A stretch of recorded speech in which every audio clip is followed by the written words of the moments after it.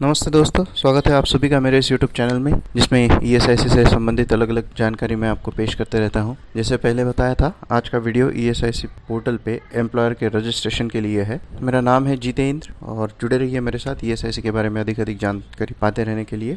आज के इस वीडियो में हम क्या देखेंगे, ईएसआईसी पोर्टल पर कौन रजिस्ट्रेशन कर सकता है। हर स्टेट में ईएसआईसी में रजिस्टर करने के लिए एस्टेब्लिशमेंट्स को कितने लोगों का क्राइटेरिया है और प्रोसेस क्या है, ऑनलाइन पोर्टल पे जानकारी कैसे भरी जाए, उसके अलग अलग स्टेजेस हम देखेंगे। तो शुरू करते हैं आज के इस वीडियो से। तो पहले ही मैं ये क्लियर कर देना चाहूँगा यहाँ पे कि जिन एम्प्लॉयर्स के पास ईएसआईसी में रजिस्टर करने के लिए किसी आस्थापना के पास 10 या 20 लोग होने आवश्यक है। फैक्ट्रीज़ के लिए ये बहुत क्लियर है। फैक्ट्रीज़ में 10 लोग हो गए तो फैक्ट्रीज रजिस्टर कर सकती है। यहाँ पे सिर्फ आस्थापनाएं रजिस्टर करेंगी और आस्थापना को ईएसआई लागू होने के लिए आस्थापना में 10 या 20 लोग होना आवश्यक है। कुछ राज्यों में 10 लोग आवश्यक है, कुछ राज्यों में 20 लोग आवश्यक है। तो ऐसे नियोक्ता जो वो रिक्वायर्ड नंबर ऑफ एम्प्लॉयज़ का क्राइटेरिया सेटिस्फाई करते हैं। दूसरा, आप देख लीजिए, आप अगर ईएसआईसी जहाँ लागू हुए वैसे क्षेत्र में अगर काम कर रहे हैं तो वहाँ के नियोक्ता के लिए ये लागू होगा। और तीसरा, जैसे मैंने पहले बताया, आस्थापना जो labour contractor, security agency, labour supplier, housekeeping agencies, इस तरह का काम करने वाले जो एजेंसीज है उनके लिए ये पोर्टल है। फैक्ट्रीज को श्रम सुविधा पोर्टल से ही रजिस्ट्रेशन करना है। तो ये मैं पहले क्लियर कर देना चाहता हूँ, ज़रा ठीक से देख लीजिए इसको। आगे भी ईएसआईसी का वेबसाइट भी हमें इस बारे में वार्न करता है। तो स्टेट वाइज देखिए, यहाँ आप देख सकते हैं जिस स्टेट में लोकेटेड है उस स्टेट में आस्थापना को रजिस्टर करने के लिए कितने लोग होने चाहिए, उसका ये चार्ट है। जो जैसे आप देख सकते हैं, उड़ीसा, पांडिचेरी, पंजाब, राजस्थान, उसमें 10 लोग हैं तो भी आस्थापना को ईएसआईसी के अंतर्गत रजिस्टर करना पड़ेगा। लेकिन हिमाचल प्रदेश, जम्मू कश्मीर, सिक्किम, तमिलनाडु, वहाँ पे 20 लोग अगर है तो ही आस्थापना को ईएसआईसी एक्ट लागू होगा। मैं एडिशनली इसमें एक क्लियर कर देना चाहता हूँ कि ये एम्प्लॉयज़ होने चाहिए। इतने लोग 21,000 से कम सैलरी ड्रॉ करने वाले आपके रोल पे होने चाहिए। तो इसके संबंध में मैंने ईएसआईसी रजिस्ट्रेशन रूल्स के बारे में वीडियो पोस्ट किया हुआ है इसी चैनल पे, आप उसको एक बार रेफ़र कर लीजिए तो आपको पता चल जाएगा कि एम्प्लॉयज़ किसे कहते हैं। एम्प्लॉय और implemented area, non implemented area का जो डिफ्रेंशिएशन है वो कैसे आप निकाल सकते हो और बाकी सब चीज़ें। तो शुरू करते हैं फिर रजिस्ट्रेशन प्रोसेस से। इस स्टेज पे आपको ये क्लियर हो गया है कि किन लोगों ने ईएसआईसी पोर्टल पे रजिस्ट्रेशन करना है और एम्प्लॉयज़ की डेफिनेशन क्या है, कितने एम्प्लॉयज़ एम्प्लॉयर के पास होने चाहिए जब वो रजिस्टर कर पाएंगे। और रजिस्ट्रेशन प्रोसेस शुरू हो रही है। आप अगर साथ में रजिस्ट्रेशन करना चाहोगे तो आपको ज़रूरी है कि आपके मास्टर वेज रजिस्टर, आपके एम्प्लॉयज़ का डाटा, आपकी फैक्ट्री कब चालू हुई थी, आपका रेंट एग्रीमेंट अगर आपके पास है तो वो, ओनर्स के पैन नंबर, एज, पूरे नाम, और आपके पास अगर आस्थापना के अलग अलग रजिस्ट्रेशन सर्टिफिकेट है जैसे लेबर एक्ट, ईपीएफओ का रजिस्ट्रेशन आपके पास अगर है, electric connection, meter number, bank particulars आपके आस्थापना के, सभी के सभी डायरेक्टर्स के नाम, अगर उनका कोई पार्टनरशिप डीड या ऐसा कोई डॉक्यूमेंट है साथ आने के लिए, मेमोरेंडम ऑफ अंडरस्टैंडिंग वगैरह, तो वो सब कागजात साथ में लेकर बैठना है। तो एक एक स्टेज पे जो जो जानकारी आपको आवश्यक लगेगी वो आप तुरंत भर पाओगे। शुरू करते हैं रजिस्ट्रेशन प्रोसेस से। तो आपको जाना है esi.in इस नाम की वेबसाइट पे। ये वेबसाइट ऐसी दिखती है, आपको यहाँ पे दिखा रहा है। सबसे पहले तो रेड कलर में आ रहा है, no physical documents are required for online registration of employees under ESI act. तो आपको कोई डॉक्यूमेंट ईएसआईसी के कार्यालय में जमा नहीं करने हैं। और फिर आगे दिखाता है click here to log in. तो आपको क्लिक करना है click here to log in. तो आपके सामने नया विंडो खुलेगा जिसमें आप देख सकते हैं यूज़र नेम /लिन, पासवर्ड, कैप्चा, और उसके नीचे sign up, log in, forgot password, get user name, ये सब ऑप्शन है। तो साइन अप इसका मतलब है नए यूज़र को यूज़र आईडी पासवर्ड करके दीजिए। पहले आपके पास यूज़र आईडी पासवर्ड है नहीं, इसीलिए आपको साइन अप करना पड़ेगा वेबसाइट पे। और यहाँ पे नीचे दिखा रहा है कि common link for registration under ESIC EPFO, unified link for ESIC EPFO. यहाँ पे आपको साइन अप पे क्लिक करना है, जो ब्लैक कलर से मैंने राउंड किया है, वहाँ पे क्लिक करेंगे आप तो आगे की विंडो इस तरह रहेगी।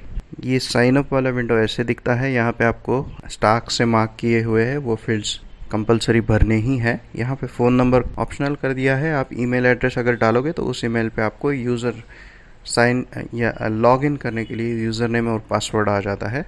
तो कंपनी का नाम, principal employer name, state, region और ईमेल, ये ऑप्शंस है।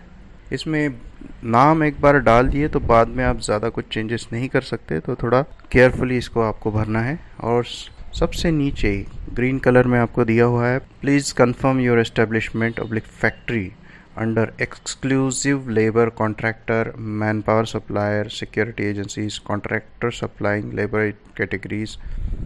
If not, please register through common registration link for ESIC EPFO। ये लिंक यहाँ पे भी दी हुई है। तो आप इन्हीं 4 कैटेगरी में, या आप अगर लेबर सप्लायर की कैटेगरी में काम करते हैं तो ही आपको इस लिंक से रजिस्ट्रेशन करना है, अदरवाइज़ कॉमन लिंक पे जाना है। यहाँ पे आप जो ईमेल आईडी दोगे वहाँ पे आपको यूज़र नेम पासवर्ड मेल हो जाता है। तो इस तरह से कुछ esic-insurance@esic.in, यहाँ से आपको मेल आता है।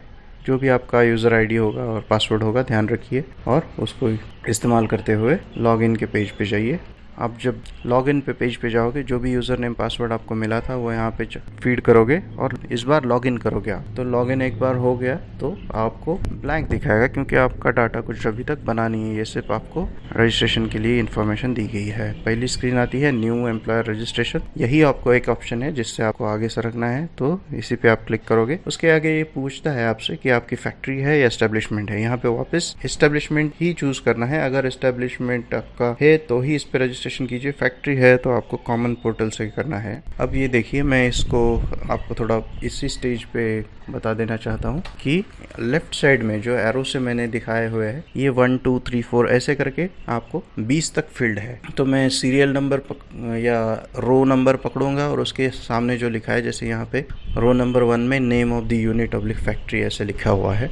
ऐसे सेकंड पे complete postal address of the factory ऐसे करके लिखा हुआ है। तो ये सब आगे तक 20 तक है। इन नंबर्स को पकड़ के मैं आपको एक एक गाइड करते जाऊंगा। तो यहाँ पे लॉगिन जब करोगे, आपने एस्टेब्लिशमेंट सेलेक्ट कर लिया तो पहले पूछेगा कंपनी का नाम क्या है। केयरफुली आपको कंपनी का नाम डालना है। ये सर्टिफिकेट या ये नाम आप जो फीड करते हो यही आपके रजिस्ट्रेशन सर्टिफिकेट पे आता है, जिसे C11 कहते हैं, कोड अलॉटमेंट लेटर कहते हैं। वो लेटर आपके लिए बहुत रिक्वायर्ड डॉक्यूमेंट है। काफ़ी जगह पे जहाँ पे ESIC रजिस्ट्रेशन रिक्वायर्ड है वहाँ ये डॉक्यूमेंट आपसे मांगा जाता है, और इस पे आपका नाम गलत शलत हो गया तो बड़ी मुसीबत आएगी, आपके डॉक्यूमेंट्स रिजेक्ट हो सकते हैं।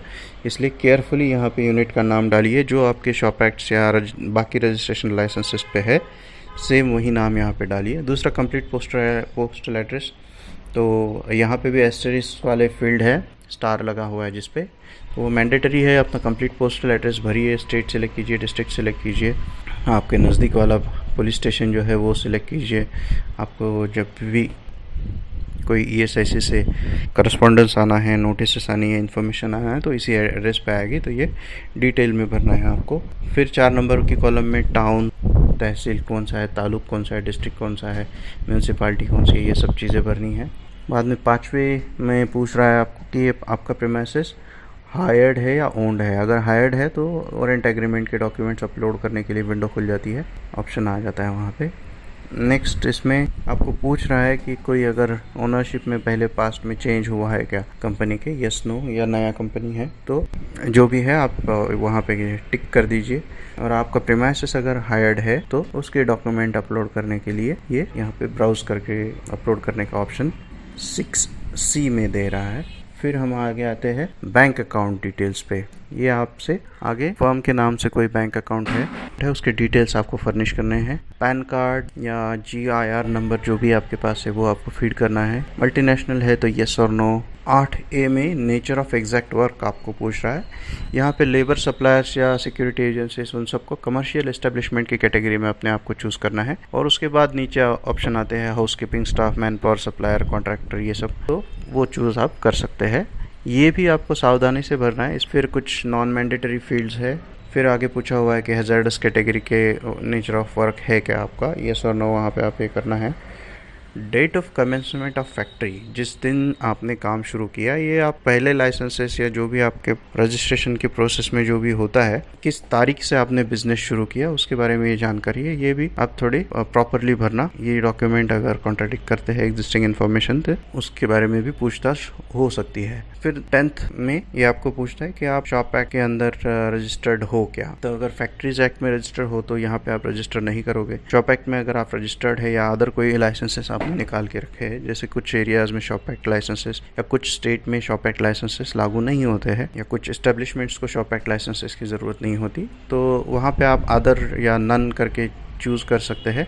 जो किसी लाइसेंस आपको लागू है उस लाइसेंस का नंबर और कौन सी तारीख से ये लाइसेंस आपने लिया है उसकी डिटेल्स यहाँ पे फीड करनी है। बाद में बाकी भी taxes, central sales tax, VAT number, TAN number या अब जीएसटी नंबर, ये सब चीज़ें आ गई है, तो ये भी नंबर आप नीचे फीड कर सकते हो और कौन से तारीख को आपने ये लिया है वो सब डिटेल इसमें रिफ्लेक्ट होंगे, वो आपको फीड कर देने हैं। नेक्स्ट स्टेप आता है जहाँ पे आपको if power is use for manufacturing process वो पूछ रहा है। तो आपकी फैक्ट्री अगर है तो आप यहाँ रजिस्टर नहीं करना है। इस्टेब्लिशमेंट के लिए इसका कोई मतलब नहीं है, लेकिन फैक्ट्री शुरू होने की तारीख इस दिन यहाँ पे आप डाल सकते हो या छोड़ भी सकते हो, ये वैसे मैंडेटरी फील्ड नहीं है। बाद में अगर फैक्ट्री है तो उसके कौन से सेक्शन में रजिस्टर्ड है तो उसमें नो कर देना है, क्योंकि फैक्ट्री का रजिस्ट्रेशन यहाँ होता नहीं है। पावर कनेक्शन नंबर आप भर सकते हैं, तो ये भी आवश्यक नहीं है। अब ओनरशिप में जाते हैं। ओनरशिप कई तरीके की हो सकती है। यहाँ पे partnership, cooperative society, company, trust, private limited या हिंदू अनडिवाइडेड फैमिली, ये सब ऑप्शंस है। तो इसमें से आप जो भी ऑप्शन चूज़ करोगे तो उसमें मल्टीपल नाम फीड करने के ऑप्शंस ओपन हो जाते हैं। ये कॉन्स्टिट्यूशन चूज़ करने के बाद ये पूछता है name, father's name and residential address of. फिर यहाँ पे आपको चूज़ करना है प्रोप्राइटर, पार्टनर, मैनेजिंग डायरेक्टर, ये सब चूज़ कर सकते हो। जैसे आप कॉन्स्टिट्यूशन सिलेक्ट करते हो, ये प्रोप्राइटरशिप है, पार्टनरशिप है, पर्टिकुलर डिटेल्स एंटर करने के लिए लिंक है 12B में। उस ब्लू लिंक पे आप अगर क्लिक करोगे तो नया विंडो पॉपअप होता है। उसमें उसका डेजिग्नेशन, वो पार्टनर है, डायरेक्टर है, क्या है, उनका नाम, उनका एज, डेजिग्नेशन क्या है, पिताजी का नाम क्या है और एड्रेस क्या है, ये सब चीज़ें आप सेव करते जा सकते हो। 4, 5, 8, 10 जितने लोग हैं उतना सबका नाम उसमें डाल सकते हैं। ये डालना भी ज़रूरी है क्योंकि उन सभी लोगों को इंटीमेशन जाता है अगर आपकी फैक्ट्री के बारे में कुछ करस्पॉन्डेंस ESIC से आता है तो। फिर उसका नेक्स्ट स्टेज है मैनेजर, आपने जिसको डिक्लेयर किया है उसके पर्टिकुलर्स भरना, और उसके नेक्स्ट वाला जैसे 13 नंबर पे जो day to day functioning of the establishment के लिए रिस्पॉन्सिबल है उस पर्सन का नाम है, तो उसके लिए भी नई विंडो खुल के वहाँ पे आपको उनका नाम, डेजिग्नेशन, पर्टिकुलर्स एंटर करने हैं। ये वो डाटा सेव होने के बाद नेक्स्ट स्टेप पे आप चले जाते हो। यहाँ पे एक क्रूशियल इन्फॉर्मेशन है कि सब कॉन्ट्रैक्टिंग कुछ है क्या। आप पहले ही कॉन्ट्रैक्टर हो और आपके भी नीचे और कोई कॉन्ट्रैक्टर आपने दिया हुआ है तो वो पर्टिकुलर्स यहाँ पे आते हैं। अगर है तो वैसा फीड कीजिए, अगर नहीं है तो नन करके आगे चलिए। EPFO कोड भी आपको यहाँ पे फीड करना है। EPFO के पर्टिकुलर्स एंटर कर दीजिए यहाँ पे अगर आपने EPFO नंबर लिया हुआ है तो। फिर 16 नंबर में बहुत ही इंपॉर्टेंट इन्फॉर्मेशन आपको भरनी है। 16 नंबर का कॉलम पे आप जब क्लिक करोगे तो ये सब डिटेल आ जाते हैं। इसमें कितने लोग हैं आपके पास, टोटल संख्या, और उसमें से कितने लोग 21,000 से कम सैलरी ड्रॉ कर रहे हैं। इसमें मेल, फीमेल, ट्रांसजेंडर और टोटल ऐसा क्लासिफिकेशन मांगा है। और दूसरा डायरेक्टली और इनडायरेक्टली एम्प्लॉयड। तो अगर आपने खुद ने एम्प्लॉय किए हैं तो employed directly by principal employer करके डालिए। आपके नीचे कोई कॉन्ट्रैक्टर नहीं है तो उसमें पूरा नील आएगा। लेफ्ट साइड में आपको टोटल संख्या, जैसे आपके पास 200 लोग हैं तो टोटल संख्या आप यहाँ पे 200 के 200 डाल देंगी, और उसमें से 21,000 से कम सैलरी लेने वाले तो वो को राइट साइड के कॉलम में डालना पड़ेगा। वो फीमेल का बाइफर्केशन आपको डाल के देना है, उसको सेव करना है। ये डाटा इसलिए इम्पोर्टेंट है कि इन लोगों पे ESIC का कंट्रीब्यूशन और एडवांस कंट्रीब्यूशन भी आपको भरना है।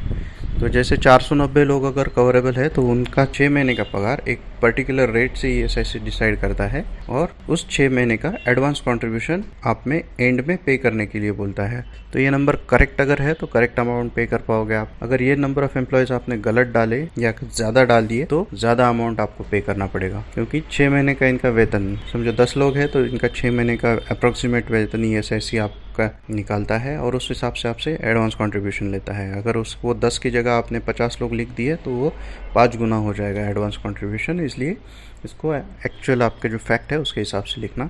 17 नंबर में आपको ये जानकारी फर्निश करनी है कि ये जो एम्प्लॉय की स्ट्रेंथ है आपके पास 10 या 20, आपके स्टेट में जो लिमिट है एस्टेब्लिशमेंट को रजिस्टर करने के लिए, वो सबसे पहले आपने कब एम्प्लॉय किए थे। तो जैसे कोई बिज़नेस शुरू होकर 8-10 महीने अगर हो गए हैं और आपने 5 महीने पहले से 10 से ज़्यादा लोग एम्प्लॉय करना शुरू कर दिया है, तो वो 5 महीने पुरानी डेट आ जाएगी इसमें, और उस तारीख के आगे ईएसआई एक्ट आपको लागू हो जाएगा। उस तारीख से आपसे ईएसआई कंट्रीब्यूशन डिमांड किया जाएगा। तो इसके बारे में भी सावधान रहिए, आपके रिकॉर्ड में जो है उसके हिसाब से यहाँ डाटा फीड कीजिए। ये ज़रूरी नहीं है कि बिजनेस शुरू करने की ही डेट हो, ये बाद की भी डेट हो सकती है। तो जिस दिन आपने वो संख्या क्रॉस कर ली, उस दिन से आगे ईएसआईसी को कंट्रीब्यूशन भरने के लिए आप जिम्मेदार हो जाते हो। इसकी आपको खुद को ही फिक्र करनी है, इसका कभी भी वेरिफिकेशन होगा, इसमें अगर कुछ भी गलत पाया जाता है तो ईएसआईसी के पास वो अधिकार है। अगर आपके डॉक्यूमेंट्री रिकॉर्ड कुछ अलग दिखाते हैं और आपने इन्फॉर्मेशन फर्निश की है उसमें कुछ डिफरेंस मिलता है, तो ईएसआईसी आपके पूरे रिकॉर्ड वेरीफाई करने का अधिकार रखती है।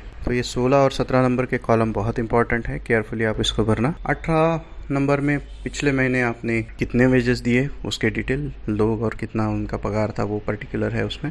19 में आपको एम्प्लॉयज़ की पर्टिकुलर्स भरनी है। जिन लोगों को आपने काम पे रखा हुआ है उन लोगों के डिक्लेरेशन फॉर्म भर के देने हैं आपको। यहाँ पे आपको अपने एम्प्लॉयज़ की पूरी जानकारी ईएसआईसी को सबमिट करनी है कि हाँ मेरे पास ये 10 लोग काम कर रहे हैं। उन लोगों का आपके पास कॉन्टैक्ट डिटेल्स पूरे होने चाहिए, नाम पूरा होना चाहिए, फैमिली पर्टिकुलर्स होने चाहिए, और जैसे कि अभी मैंडेटरी कर दिया गया है बैंक डिटेल और मोबाइल नंबर भी होने चाहिए। उसके अलावा आप वो रजिस्टर नहीं कर पाओगे। जब आप वो 10 या 20 लोगों की कंप्लीट इन्फॉर्मेशन यहाँ पे सबमिट कर दोगे तो उन सब के इंश्योरेंस नंबर जनरेट हो जाते हैं। ये क्लिक करने के बाद नया विंडो पॉपअप होता है, उसमें 1 2 3 4 ऐसे 20 टाइम्स वो आपको पर्टिकुलर्स भर के देने हैं। वो सब कंप्लीट करने के बाद आप सबमिट जब करोगे तो ये आपको आगे पूछेगा कि आपका ब्रांच ऑफिस कौन सा है और इंस्पेक्शन डिवीज़न कौन सी है। नीचे वहाँ पे ऑप्शन दिया हुआ है आरओ, एसआरओ और बीओज़ के एरियाज़ कौन कौन से है, तो वो क्लिक करके आप सर्च करके प्रॉपर आपके नज़दीक वाला जो ब्रांच ऑफिस है या इंस्पेक्शन डिवीज़न है वो सिलेक्ट कीजिए, और नीचे चेक बॉक्स आता है आई hereby confirm that the details submitted above are correct to the best of my knowledge and I assure ESIC that I will update it if any changes occur। तो इस तरह से ये डिक्लेरेशन चेक करने के बाद ही आप सबमिट कर सकते हो। यहाँ पे आपको डिजिटल सिग्नेचर से डॉक्यूमेंट ऑथेंटिक करने का भी ऑप्शन है। अगर आपके पास डिजिटल सिग्नेचर है तो उसको चेक बॉक्स देके आप सबमिट कर सकते हो, अदरवाइज भी ये सबमिट हो जाता है और फिर आप चले जाते हो एडवांस कंट्रीब्यूशन की ओर। नेक्स्ट विंडो में ये आपसे पूछता है कि आपके पास 20 लोग है, इसका हम लोगों ने वेजेस जो पकड़ा ये इतना इतना है और इसके 6 महीने का एडवांस कंट्रीब्यूशन, जैसे 1 महीने का अगर आपके 10 एम्प्लॉय का पगार 1.5 लाख रुपया है तो 6 महीने का पगार हो जाएगा 9 लाख रुपया। तो 9 लाख रुपए पे 4% के रेट ऑफ कंट्रीब्यूशन से 36,000 रुपये आपको एडवांस कंट्रीब्यूशन के नाम पे ईएसआईसी को भरना पड़ेगा। ये एडवांस कंट्रीब्यूशन है, ये अगले महीनों में एडजस्ट होती रहती है, डिडक्ट होती रहती है। ये पैसा ईएसआईसी को आप एडवांस दे रहे हो, ये आपको बाद में एडजस्ट के मिल जाता है। ये इसलिए किया गया है कि कोई फेक डिक्लेरेशन देके ईएसआईसी का कोड ना हासिल करे, तो इस पर्पज से ये है। तो इस तरह आप एक बार कंट्रीब्यूशन आपने भर दिया, आपका चालान रियलाइज होने के बाद आपके ईमेल पे जो रजिस्टर्ड ईमेल आपने डाला था उस पे ईएसआईसी का कोड ड्राफ्ट लेटर को आ जाता है। उस पे क्लियर कट लिखा होता है कि ये इलेक्ट्रॉनिकली जनरेटेड है और इस पे सिग्नेचर की आवश्यकता नहीं है। वो देखिए, उसका प्रिंट आउट अपने रिकॉर्ड में रखिए। उसी पे आपका ईएसआईसी का कोड नंबर होता है 17 डिजिट का, और जहाँ पे भी आपको आवश्यकता है तो वो लेटर आप उसके ऊपर राइट हैंड टॉप कॉर्नर पे C11 लिखा होता है। जहाँ पे आपको आवश्यकता है वहाँ उस रिकॉर्ड को आप प्रोड्यूस करके अपने डॉक्यूमेंट कंप्लीशन कर सकते हैं। इस तरह से ईएसआईसी रजिस्ट्रेशन आप ईएसआईसी के पोर्टल पे कर सकते हो। मुझे यकीन है आपको ईएसआईसी के रजिस्ट्रेशन प्रोसेस के बारे में अच्छी खासी जानकारी मिल गई होगी। ये बहुत ही लंबा चौड़ा प्रोसेस है, 1 बाय 1 इसको अगर करने जाएंगे तो 2-3 घंटे चले जाएंगे, लेकिन थोड़ा जो आवश्यक है, इम्पोर्टेंट है, वो चीज़ें मैंने कवर की, और बाकी चीज़ें आप समझदार हैं, आप अपने आप से कर सकते हैं। अगर उसमें कोई भी डाउट आता है या कॉन्फ्लिक्ट लगता है आपको तो कमेंट्स में लिखिए या मेरे कॉन्टैक्ट डिटेल्स पे शेयर कीजिए, मैं गाइड कर दूंगा आपको। मेरा अगला वीडियो ईएसआईसी के बीमाकृत व्यक्तियों के लिए प्रधानमंत्री जन आरोग्य योजना जो शुरू हुई है उसके अंतर्गत ईएसआईसी के बीमित व्यक्तियों को भी ट्रीटमेंट मिलने वाली है। ये फ्यूचर प्रोजेक्ट ईएसआईसी का है, इसके बारे में थोड़ी जानकारी मैं अगले वीडियो में आपसे शेयर करूंगा। ये वीडियो आज या कल में इसी चैनल पे आप देख सकते हो। ईएसआईसी के बारे में अधिकाधिक जानकारी प्राप्त करने के लिए जुड़े रहिए मेरे साथ। मेरा नाम है जितेंद्र। आप सभी को बहुत बहुत शुक्रिया।